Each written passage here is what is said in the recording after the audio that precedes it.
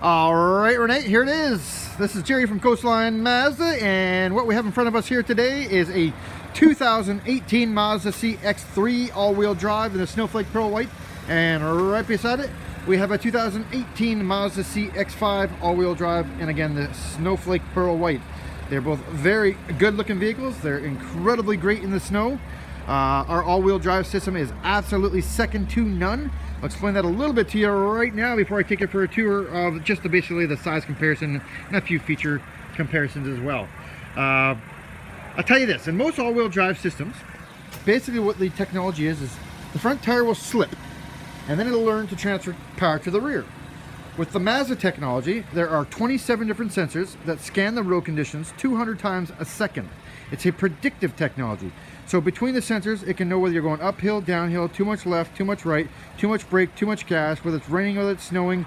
It takes all these things into consideration and actually transfers the power to the rear before the tire ever slips. Hence the commercials why these things are always in the snow. We actually are trumping Subaru with their technology in the all-wheel drive system, and the reason B is because it knows when to turn it off. So you're back in fuel efficient mode, which is basically what everyone is really looking for nowadays, is fuel efficiency. And of course the reliability and the capability of going into the snowy conditions. It'll always be 90% power in the front, 10% in the rear. So the all-wheel drive system has no buttons to turn off or on. It's all automatic. Predictive technology. We're at the top of the charts. I'll send you a link to a couple of different little videos that kind of demonstrate the all-wheel drive in action, and including an off-road video as well. It shows this guy really cooking up the hill. And you know, the all-wheel drive is second to none, absolutely. So for looks, the 2016 was the release date for the CX3, and it really hasn't changed looks since then. So it's a brand new release, 2016. This one in front of you is the 2018.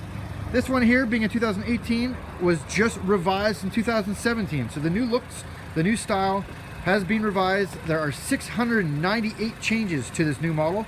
A lot of it has to do with the aesthetics, basically noise, harshness, vibration, where they basically limited it as much sound as they could, almost made it like Cadillac quiet. Nobody had any complaints or any problems with these cars for the last 5 years. The only issue they ever had or a complaint was a little bit of a road noise in the rear for the rear passengers, and they had solved that by doing all sorts of things.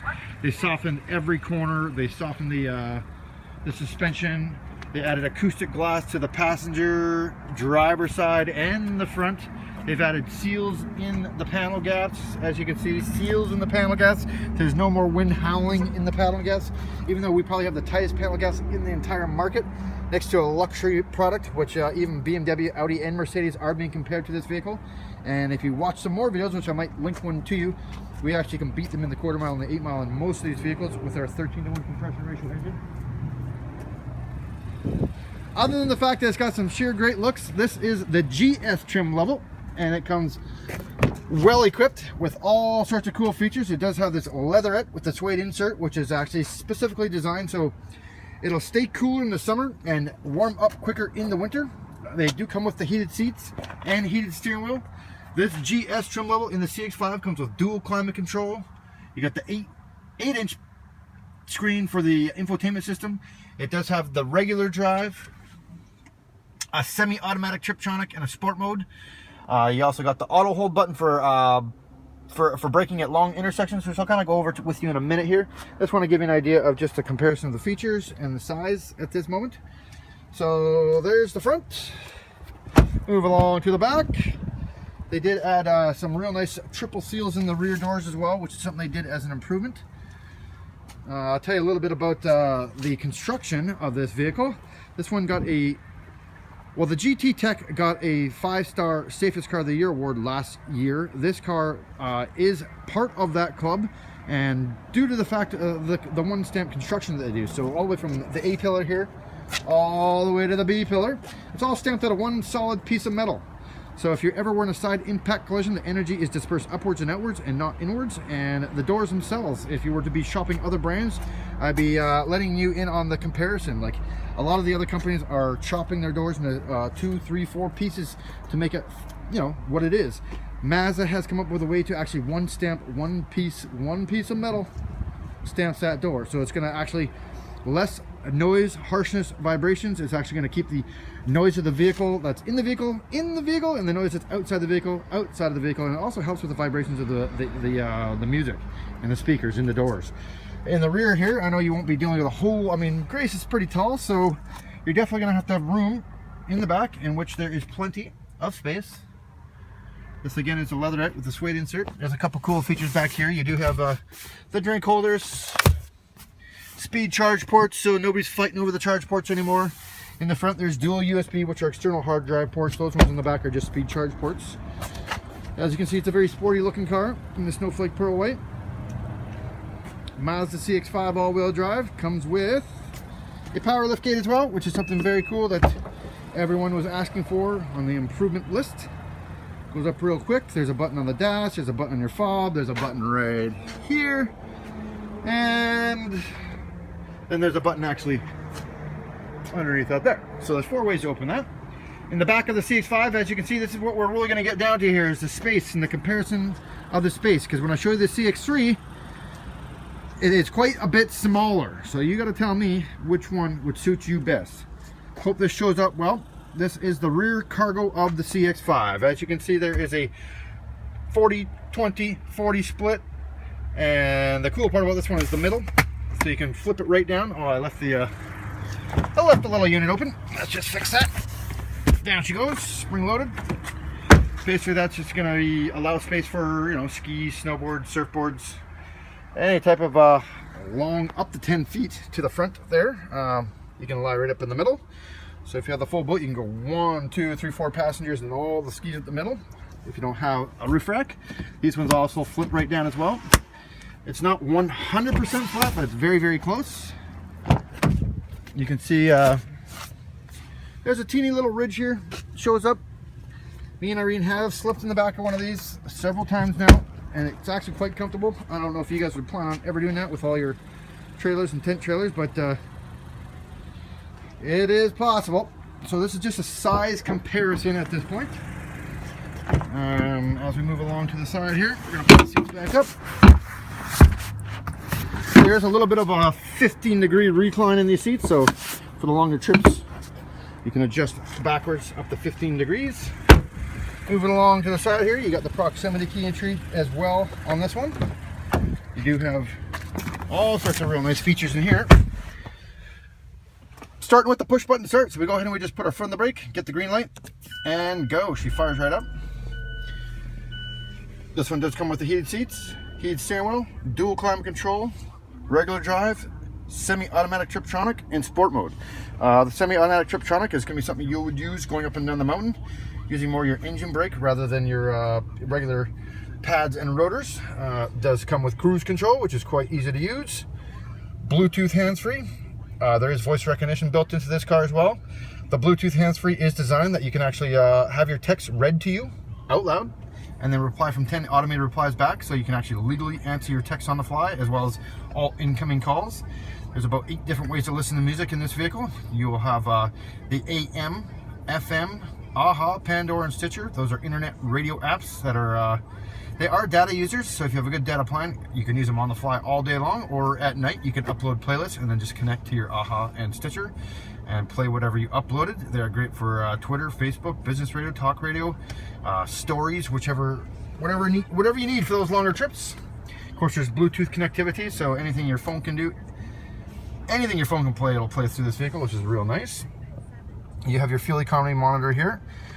This car's the average, I zip mine around the town like there's no tomorrow, and I had mine at 10.1 and I'm lighting it up all day long, so that's pretty good.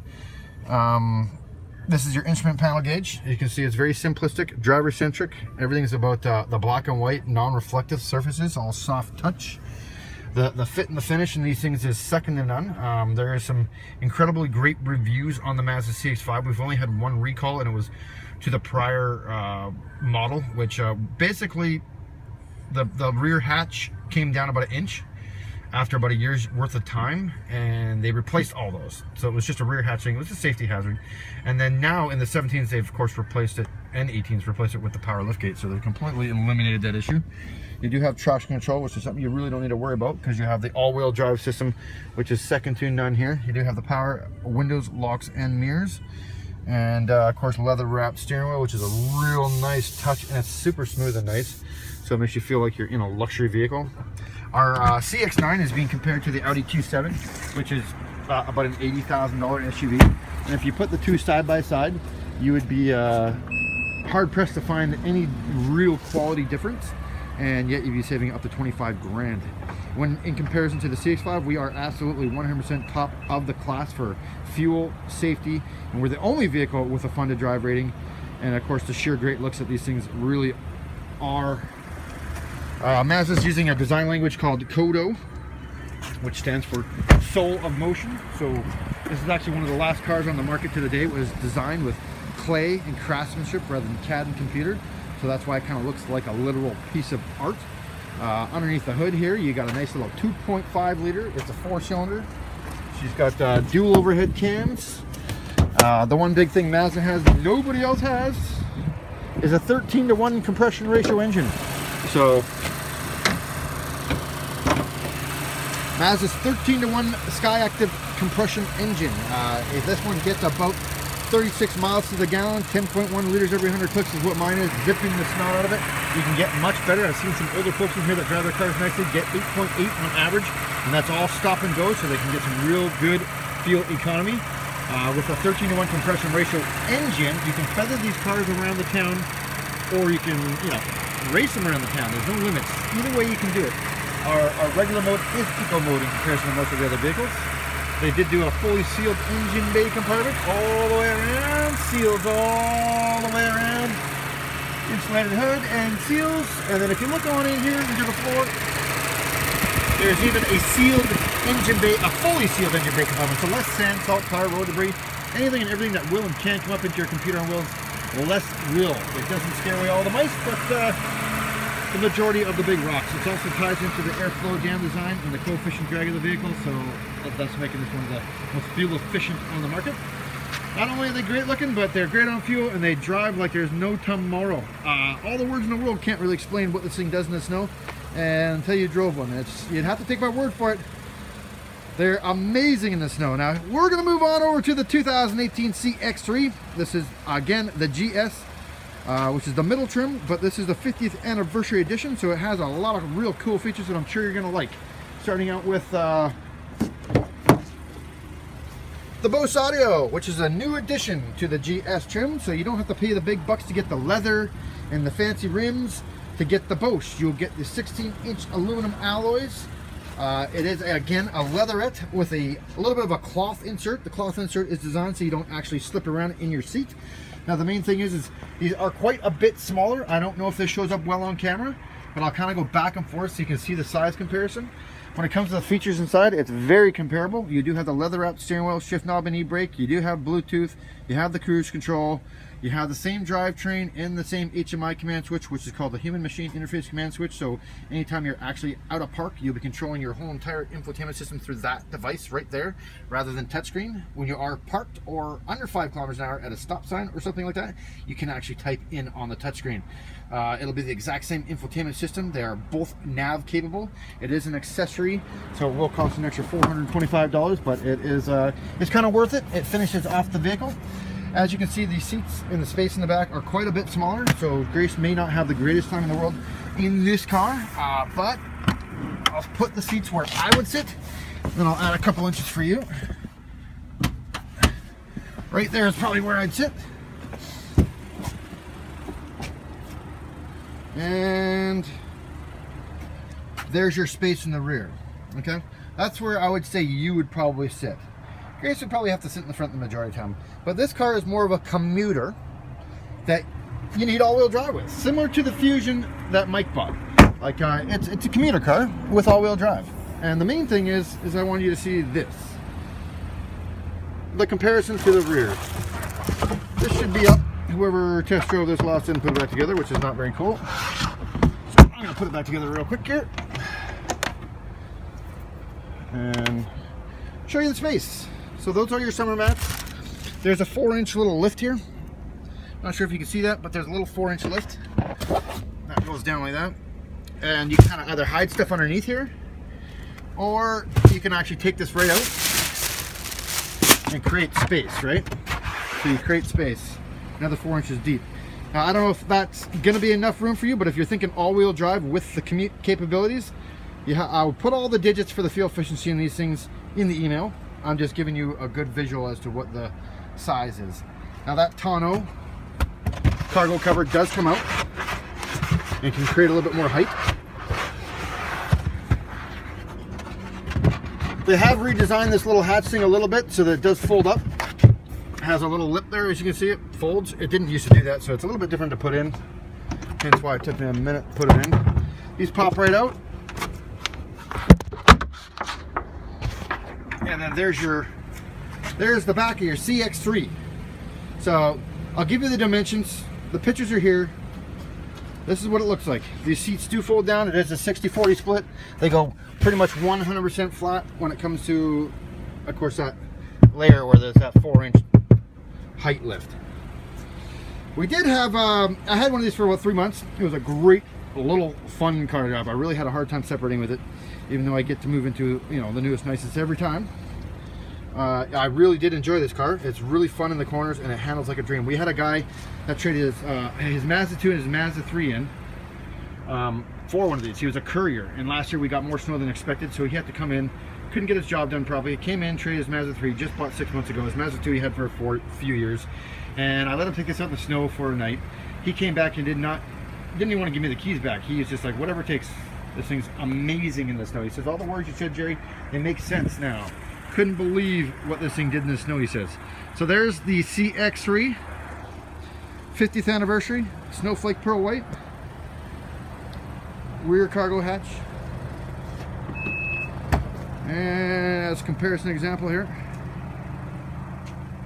the dimensions I will send to you. This is more or less so you can see side by side. I had spoken with Alan that you may have interest in something all-wheel drive, and he was saying we only have one 2017